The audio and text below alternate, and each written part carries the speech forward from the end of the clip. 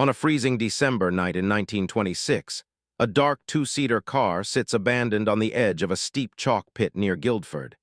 Inside the vehicle lies a coat, a driver's license, and an empty suitcase. The famous author Agatha Christie has completely vanished into thin air, leaving behind a terrifying mystery that will baffle the world. Hours before the discovery, 36-year-old Agatha kissed her sleeping daughter Rosalind, walked out of her grand mansion, and drove into the thick English fog. She was emotionally destroyed, reeling from her mother's recent death and her husband Archie's cold demand for a divorce so he could marry his young mistress. A desperate storm was brewing in her mind. When the morning sun rose, the abandoned car triggered an unprecedented national crisis.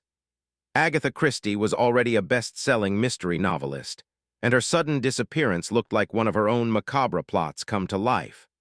Local police flooded the dense Surrey countryside, searching dense woodlands, cold lakes, and muddy trenches for any sign of her body. Within 48 hours, the story dominated the front pages of international newspapers. Sensational headlines speculated wildly about her fate. Had she committed suicide in a fit of grief? Was she murdered by her unfaithful husband? Or had the Queen of Crime orchestrated the ultimate publicity stunt to boost her books and punish her husband? Nobody knew the truth. The scale of the search was unlike anything Britain had ever witnessed before. Over 1,000 police officers and 15,000 eager volunteers mobilized across the region. Bloodhounds sniffed through cold underbrush, while divers submerged themselves into freezing murky ponds. Yet, despite the massive effort, days ticked past without a single credible trace of the missing author. Desperate for answers, police turned to famous literary minds. Sir Arthur Conan Doyle, creator of Sherlock Holmes, sought supernatural assistance. He took one of Agatha's driving gloves to a prominent spiritualist medium in hopes of detecting her spiritual aura.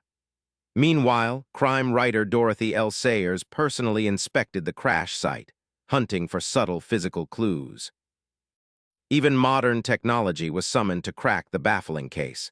For the first time in British history, aeroplanes soared through the overcast skies to scan the vast rural landscape from above.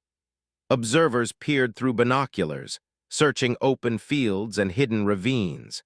The country watched in collective suspense, wondering if the author was dead or alive. Focus shifted intensely toward the Silent Pool, a notoriously deep natural spring near the crash site. Local legends claimed the dark waters were bottomless and cursed. Search teams dragged heavy iron nets across the freezing bed, convinced her body was weighed down in the depths. Thousands of curious onlookers gathered along the banks, watching in eerie silence. While the entire nation searched frantic forests and drained cold lakes, hundreds of miles away in Yorkshire, an elegant woman walked into the luxurious Hydro Hotel in Harrogate.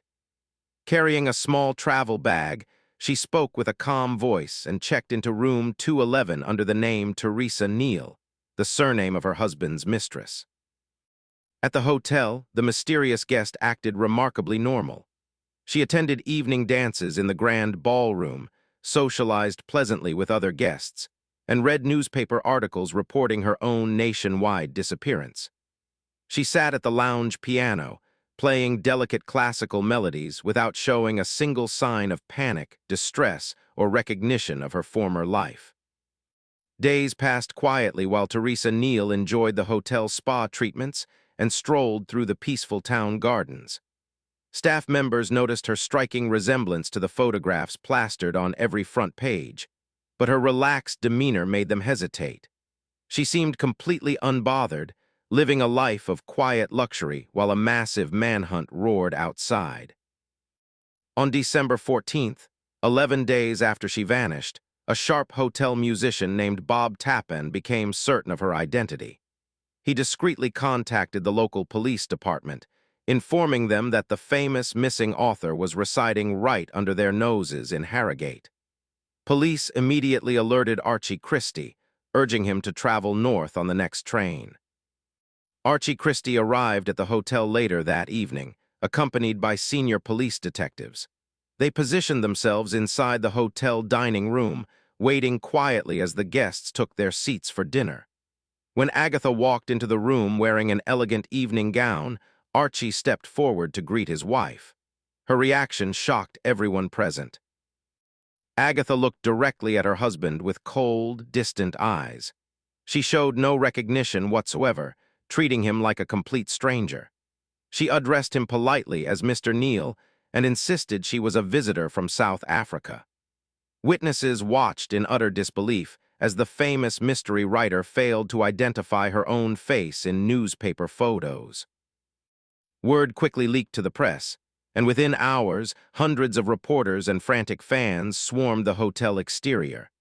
The scene quickly descended into total chaos as police struggled to clear a pathway through the hysterical crowd. Agatha was quietly led out through a rear exit, wrapped in a dark coat, shielding herself from flashing cameras.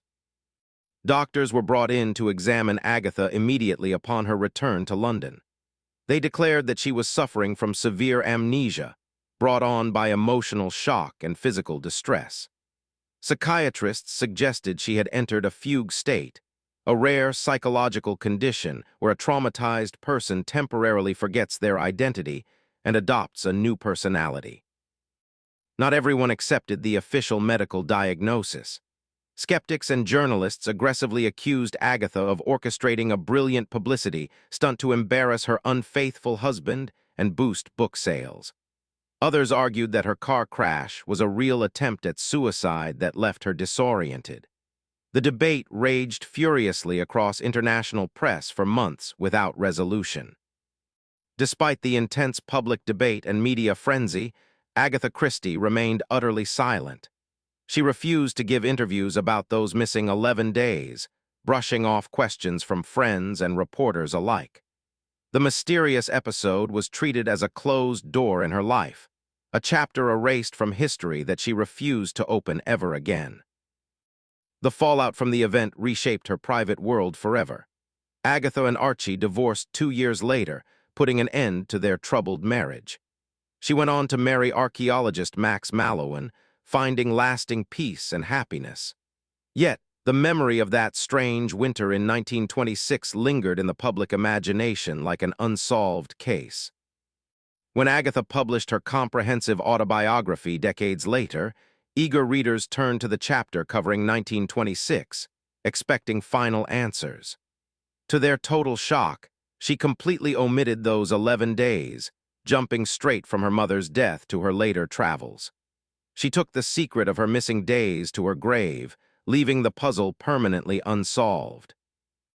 Modern historians and psychologists continue to passionately debate what really happened near the silent pool. Was it a genuine psychiatric fugue state triggered by deep grief, a calculated revenge plot against her husband, or a desperate cry for help? Each theory holds compelling clues, yet none offers a complete explanation that satisfies every single detail. The 11 missing days permanently transformed Agatha Christie from a famous best-selling author into a legendary living myth. The mystery of her own vanishing rivaled any fiction plot created by Hercule Poirot or Miss Marple. It demonstrated that even in real life, human motivation can remain an impenetrable labyrinth that no detective can ever fully solve. Nearly a full century later, millions of curious readers across the globe still visit the quiet Surrey chalk pit where her car was abandoned. The thick fog still rolls over the hills, and the silent pool remains dark and still, holding its ancient secrets tightly beneath the cold water surface where the legend first began. Agatha Christie wrote 86 brilliant crime novels throughout her legendary career, but her ultimate mystery remained the one she lived herself. An 11-day shadow that time could never erase, leaving the entire world forever guessing what really happened in the dark. Did she truly lose her memory, or did she orchestrate her own grand escape?